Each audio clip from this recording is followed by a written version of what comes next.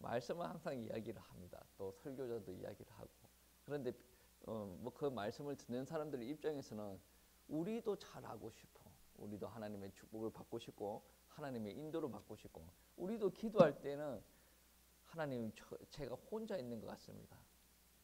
분명히 성령님께서 내주하셨다라고 하는데 성령께서 나와 동행하시는 것을 느낄 수가 없습니다.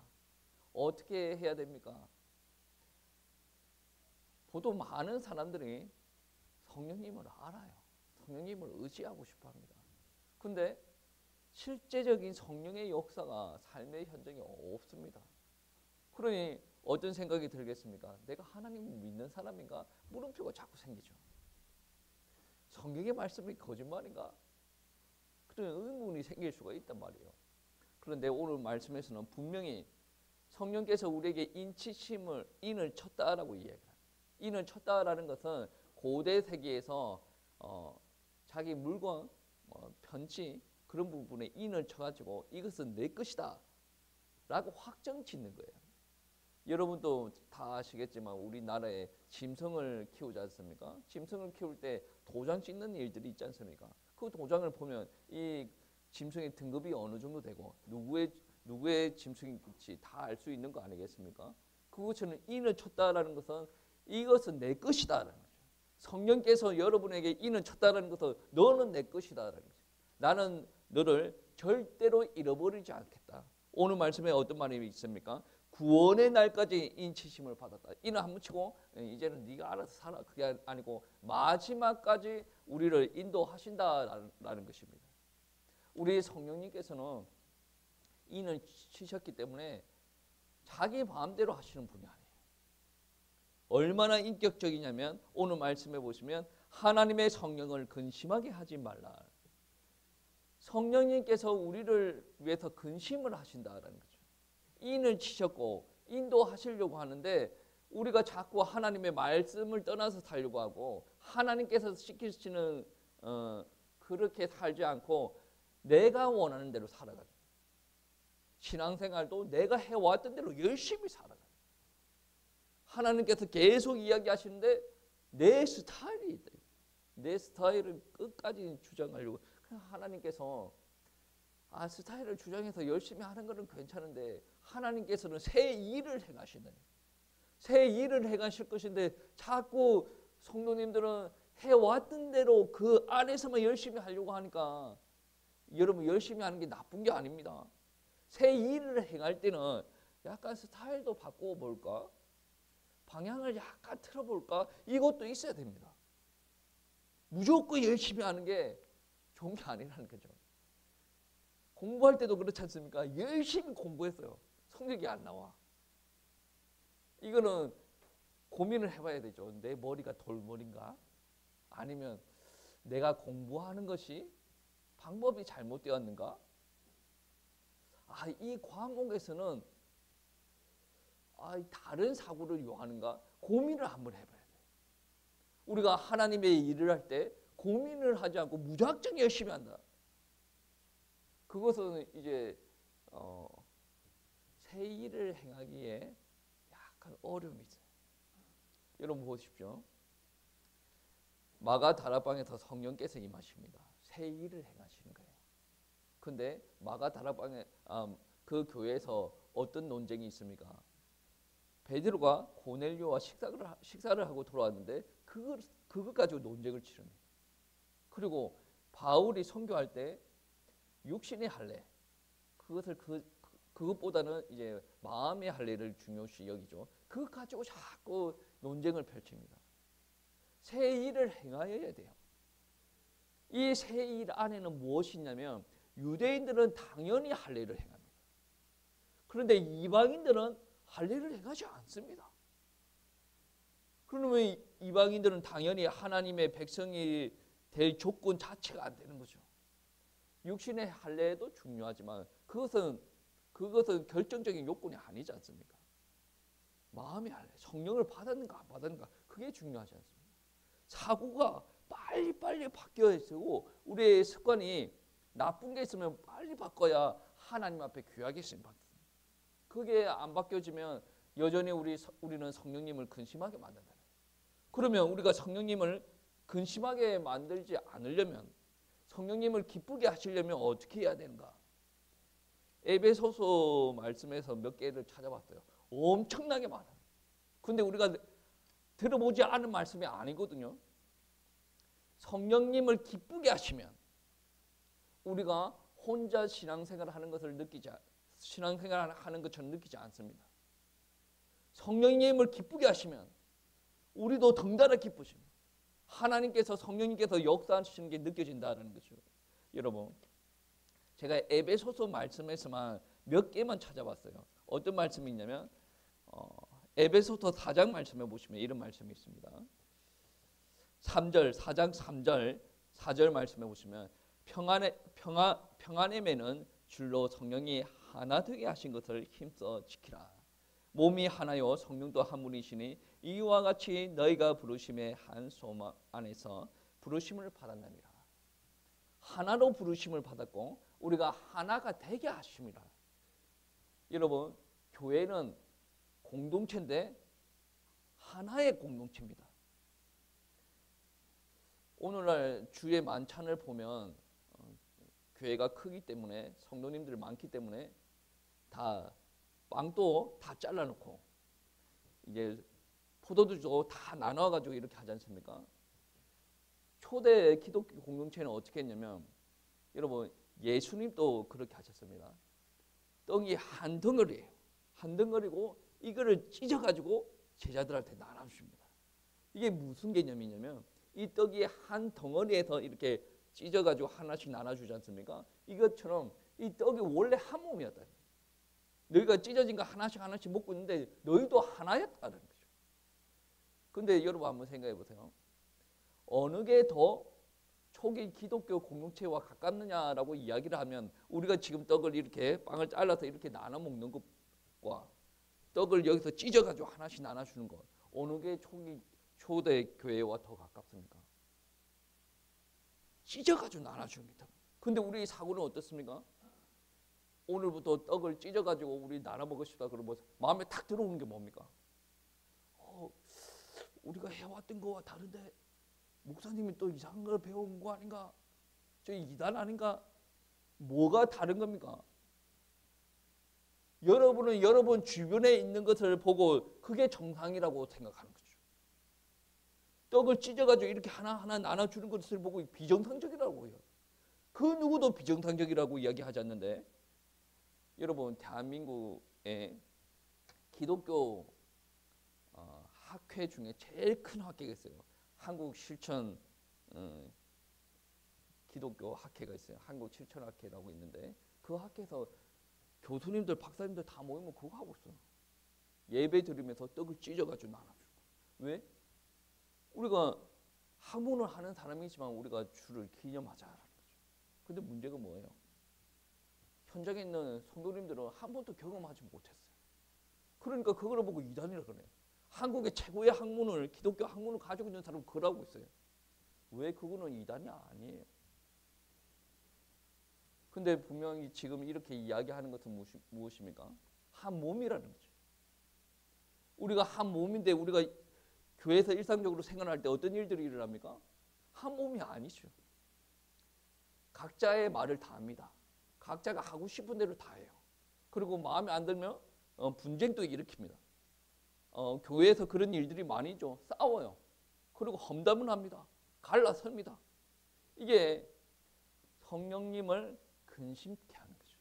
기쁘게 하려면 어떻게 해야 됩니까? 하나로 합쳐야 돼요. 합치려면 어떤 일들이 일어나야 됩니까? 내 말도 줄여야 될 상황이면 내 말을 줄여야 돼요.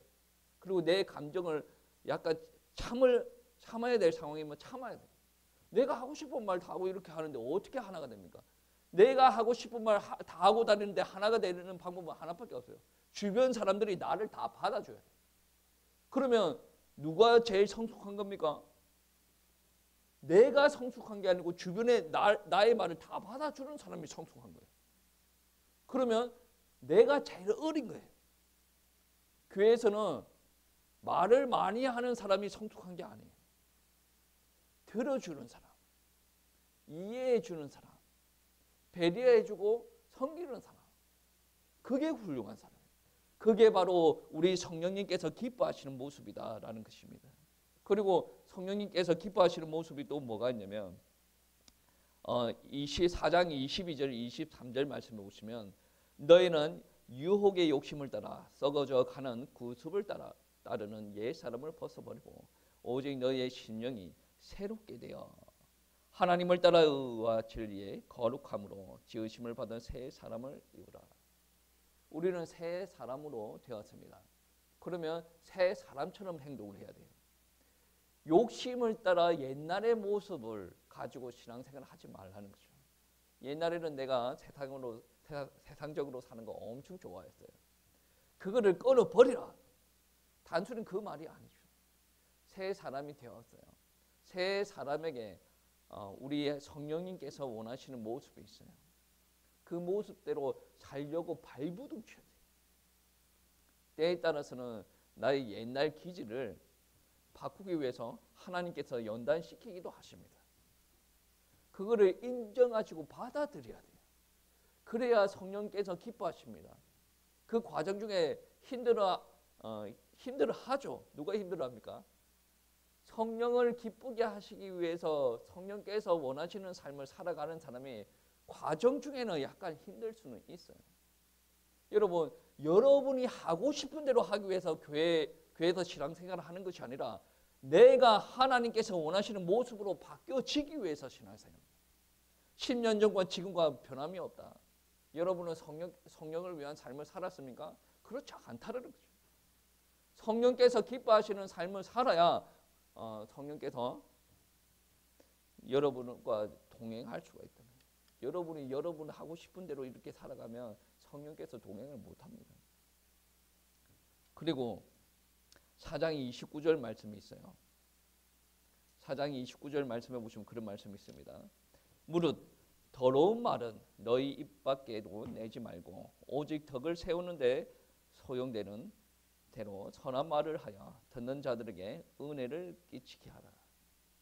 말 조심하라는 거죠. 선한 말, 주변 사람들을 세워주는 말을 하라. 그러니까 어떻게 보면 교회 안에서 자기가 일주일 동안 경험한 세상 이야기에 다다다다 다 하고 다녀요. 이거는 선한 말이라고 할 수가 없어요. 내가 이야기할 때 이 말을 듣고 옆에 사람이 은혜를 받고 도전을 받고 이 사람이 믿음으로 세워질 것인가, 이거 고민하고 이야기를 해요. 우리 말이 입에서 나오는 말이 그 사람의 전부를 이야기하는 거예요. 왜 그러냐면 여러분 내면에 있는 것을 드러내게 하는 거죠. 여러분의 삶의 모습도 입을 통해서 다 드러날 수가 있어요. 그런데 헌신을 많이 해. 교회 안에서 헌신 많이 하면서 입에서 궁시렁 하면 뭐예요? 몸만 헌신하고 있다는 거예요. 내면은 그렇지 않다는 거예요. 그리고 입에서 나오는 말이 하나님 너무 감사합니다. 직장 생활할 때 너무 힘들었는데 그래도 이곳까지 온 거 정말 하나님의 은혜입니다. 우리 성도님들 이렇게 같이 지내고 있는 거 은혜가 아니겠습니까? 그런 말을 누가 해요? 그러면 다른 사람들은 볼 때 야, 저 사람이 이번 은혜를 받은 것 같은데 라고 이야기하지 않겠습니까? 근데 와가지고 직장에서 뭐 이상한 일이 있었던 궁시렁 이야기. 힘들겠다. 같이 우리가 기도를 해야 되겠다. 라고 점검은 되어지죠. 그런데 문제가 뭐예요? 그러한 모습들을 바라보고 우리 성령님께서는 근심하신다. 입에서 나오는 말이 세워주는 말, 거룩한 말이 되어야 된다. 31절 말씀도 그렇죠. 너희는 모든 악독과 노함과 분냄과 떠드는 것과 비방하는 것을 모든 악유와 함께 버리란 말이에요. 악독 버리고 노함 버리고 분냄 버리고 떠드는 거 버리라. 비방하는 거 버리라. 이거 버리지 않으면 우리 성령님께서 근심하신다. 30절 말씀에 성령을 근심하게 하지 말라라고 이야기하고 바로 그 다음에 31절 말씀에 악독, 노함, 분냄, 떠드는 거, 비방하는 거 버리라. 성령님께서 이런 것 가지고 근심하신다. 32절 서로 친절하게 하며 불쌍히 여기며 서로 용서하기를 하나님이 그리스도 안에서 너희를 용서하신 것 같이 하라. 용서하라는 거예요. 용서하는 것이 참 쉽지가 않죠. 여러분 살아봐서 알지 않습니까? 그런데 용서하면 성령님께서 근심하신 것을 내려놓고 우리를 기뻐하신다라는 거예요. 이거를 해야 여러분은 기도할 때 하나님 왜 저는 혼자인 것 같습니까? 라는 기도를 안 할 수가 있어요. 여러분 혼자 다 여러분 마음에 성령님을 모셔놓고 여러분 혼자 다 하고 다니니까 기도할 때 보면 성령님께서 근심하고 있으면 근심하면서 가만히 계신 거예요. 그러니까 나는 열심히 신앙생활하고 최선을 다해서 살았는데 기도할 때 보면 나 혼자 하는 것 같아요. 뭐가 문제예요? 삶이 문제예요. 믿음이 있다 없다 그런 이야기 하는 게 아니라 열심히 하는 게 문제라는 것이 아니라 성령님과 함께 하는 게 부족하였다. 아니 비방하는 거 자꾸 하고 다니는데 성령님께서 왜 비방하는 거 여러분이 사람들을 비방하고 있을 때 성령께서 역사하시면 크게 두 가지예요. 여러분의 입을 완전히 닫아버리는 것과 아니면 성령님께서 조용히 계시는 것. 둘 중에 하나예요. 근데 대부분 제가 볼 때는 성령님께서 입을 닫고 조용히 계시는 것 같아요. 그러면 성령께서 활발하게 역사하시게 하기 위해서 어떻게 해야 됩니까? 우리가 성령께서 기뻐하시도록 그렇게 살아야 돼요. 용서도 연습을 해야 됩니다. 자존심 너무 세우지 말고 용서도 연습을 해야 된다. 그리고 성령께서 기뻐하시는 일이 또 있죠. 5장 그 다음 말씀해 보시면 그러므로 사랑을 받은 자녀같이 너희는 하나님을 본받는 자가 되고 그리스도께서 너희를 사랑하신 것 같이 너희도 사랑 가운데서 행하라. 뭡니까? 사랑하라라고 해요. 참 이게 율법적인 메시지인 것 같은데 이 메시지는 은혜 없으면 안 되는 메시지. 사랑을 하지 않고 있으면 우리 성령님께서 근심하세요. 우리는 한 지체였습니까? 한 덩어리예요. 교회는 한 덩어리입니다. 지체입니다. 공동체입니다. 그런데 이 공동체가 하나가 되어야 되는데 각자 자기 이야기를 합니다. 자기 생각, 자기 감정, 자기가 해왔던 체질대로 막 행동합니다. 그러면 공동체가 각기 하나가 안 돼요. 그 모습을 보고 우리 성령님께서 근심을 하신대요. 그런데 이 힘을 내려놓고 우리 지체들을 하나하나 사랑하기 시작하면 옆에 지체가 나를 사랑하지 않는다더라도 그 지체를 내가 사랑하기 시작하면 하나님께서는 나를 통하여서 기뻐하신다는 옆에 지체들에게는 어떻게 역사하시는지는 모르겠는데 하나님께서는 나에게는 기뻐하시고 나를 통해서 함께 일하시기를 원하신다는 거죠. 여러분 근심케 하지 말라. 우리는 그렇게 살면 안 됩니다. 단순히 그게 아니고 명확하게 어떻게 살아라라고 성경책은 그 기준점을 제시를 하고 있습니다. 그 기준점을 우리 가운데 우리 신념과 우리 행동 가운데 조명을 시키고 잘못된 거 있으면 수정해서 하나님을 기쁘시게 할 수 있는 성도님이 되셔야 되지 않겠습니까? 그리고 5장 18절 19절 말씀을 보시면 이런 말씀이 있어요. 술 취하지 말라. 이런 방탕한 것이니 오직 성령으로 충만함을 받으라. 시와 찬송과 신령한 노래들로 서로 화답하며 너희 마음으로 주께 노래하며 찬송하며. 성령의 충만함이 임하면 어떤 일들이 일어납니까? 시와 찬송으로 신령한 노래를 한다. 화답하고 우리 마음으로 주께 노래하고 찬송한다. 여러분 이렇게 되어야 되지 않겠습니까? 하나님께서 우리를 창조하신 목적이 뭡니까? 우리를 통해서 예배를 받으시기 위해서 찬송을 받기 위해서 우리를 만드셨다는 거예요. 그런데 우리가 하고 싶은 대로 이렇게 살아가면 어떤 일들이 있습니까? 여러분 일주일 동안 하나님을 얼마나 찬송합니까? 예배 시간 이외에는 찬송을 안 하는 부분들이 있지 않습니까? 그러면 예배 시간에 찬송을 많이 하도록 이렇게 해야 훌륭한 교회가 아니겠습니까? 그렇죠. 그렇게 반응을 하면 나는 어떻게 해야 될까? 그렇게 반응을 하면 나는 어떻게 해야 될까? 참 너무 재밌어서 예 그렇습니다. 그렇게 사셔야 돼요. 어떻게 보면 우리가 오해하고 있는 부분들이 있어요. 성령의 역사는 강력하게 이루어집니다. 맞아요. 맞아요. 그런데 매번 강력하게 이루어집니까? 이게 우리가 오해하고 있는 거예요. 우리가 기도하고 있을 때 성령께서 역사를 하시는데 아주 뜨겁게 강력하게. 여러분 이렇게 강력하게만 역사하면 여러분 심장마비 걸려가지고 빨리 죽어요. 우리 성령께서는 어떻다라고 이야기하십니까? 근심하시는 분이라. 인격적인 분이에요. 무조건 강력하게 하지 않는단 말이에요. 여기 꽂혀버리면 무조건 강력하고 사람이 뭐 치유가 일어나고 뭐 응답이 일어나고 이런 쪽만 생각하시는. 여러분 한번 보세요. 때에 따라서는 성령의 역사는 잔잔하게 옵니다. 그리고 세밀한 음성으로 옵니다. 그래서 이 잔잔한 역사를 통해서 우리가 그 응답을 누리기 위해서는 잔잔한 음성에 우리가 귀를 기울이고 순종하는 사람이 되어야 된다. 그러면 성령님께서 기뻐하셔요. 그러면 엄청나게 강력한 역사보다 이렇게 잔잔한 음성에 순종하는 사람을 통해서 하나님께서 큰 일을 행하십니다.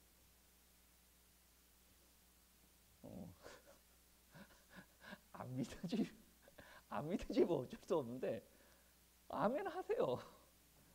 아멘 하세요. 제가 큰 역사를 부족하는 게 아니라 빈도수를 따져서 이야기하는 거예요. 빈도를 따진다는 거예요. 바울이 에베소서 신자들한테 편지를 쓰는데 그들에게 원하는 바가 뭡니까? 교리에 예민한 자가 되지 마시고 성령에 민감한 자가 되라. 제가 설교 앞부분에 이야기했죠. 여러분 안에 다 생각을 해보세요. 제가 학교에서 박사님들이 그렇게 행동한다라는 것을 이야기하기 전에 여러분 떡을 이렇게 찢어가지고 이번 주 주의 만찬부터 이렇게 하십시다라고 이야기하는 순간에 바로 마음에 와닿는 사람들이 있을 거예요. 아니 성찬식은 그렇게 하는 게 아니지 라고 마음에 확 와닿는 사람들이 있을 거예요. 이 사람은 어디에 예민한 사람입니까? 교리에 예민한 사람. 교리가 잘못된 것이다 라는 것이 아니라 본인이 가르침 받은 교리가 그것밖에 없다라는 거죠. 그런데 성령에 예민한 사람들은 왜 저런 이야기를 할까? 우리가 다 같이 기도 한번 해볼까? 그러면 성경께서 가르치는 주의 만찬은 어떠한 형태였을까? 한 번쯤은 기도하고 성경을 바라보면서 하나님 지혜 주십시오. 어떻게 하는 게 맞는 것 같습니까? 라고 기도하는 사람들이 성령에 예민한 사람이에요. 우리가 늘 하나님의 말씀을 듣습니다. 어떻게 살아라?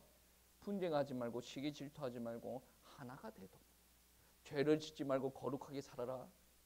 그렇게 하나님께서 말씀하시지 않습니까? 그리고 하나님을 찬송하는 삶을 살아라. 하나님께서 계속 그렇게 이야기하십니다. 이 말씀에 우리가 순종을 하고 나가지 않습니까? 하나님께서 기뻐하시죠. 그러면 여러분의 삶 가운데 성령님께서 그냥 내버려 두지 않으십니다. 여러분이 간절히 하나님의 말씀 붙들고 기도할 때 하나님께서 여러분 마음 가운데 강력하게 역사하십니다. 뭐 안수를 했더니 안집에게 일어나고 저는 그 사실을 믿어요. 근데 일어났어요. 근데 문제는 그 사람이 하나님의 말씀에 순종하지 않습니다. 그러면 일어났다라는 것은 너무나도 은혜스러운데 일어나고 나서 하나님의 말씀대로 안 삽니다. 그게 바로 우리 성령님을 근심시키는 거예요. 내가 은혜 받고 마음에 성령님께서 들어오셔가지고 내가 하나님의 자녀가 되었습니다. 너무 좋은 거지 않습니까? 그런데 순종하지 않아요. 계속 교회에서 분쟁 일으키고 다녀요. 계속 가정에서 싸움질하고 다녀요. 하나님을 근심하게 만듭니다. 차라리 엄청 큰 체험하기 한 사람보다 이 말씀에 귀를 기울이고 하나하나 순종하고 나가는 사람들이 더 큰 은혜를 체험한 사람이 아니겠습니까? 여러분 병 치유받은 게 뭐가 그렇게 크다고? 여러분 하나님의 응답받고 막 내가 월급이 엄청나게 올랐어요. 그게 뭐가 크다고?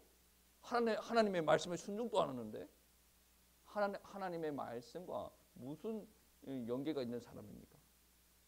그래서 부자들 중에 외로운 사람이 있어요. 건강한 사람들 중에 외로운 사람이 있어요. 매주 여행을 다니는데 외로운 사람이 있어요. 왜 그런 줄 아십니까? 그와 함께하는 분을 못 누려서 그래요. 근데 우리는 몸도 안 좋고 돈도 없고 배우고도 없고 세상에서 이제 서포트라이트 못 받는 이런 사람이에요. 그래도 외롭지 않을 수가 있는 것은 기도할 때마다 위로하시는 분이 그게 최고예요.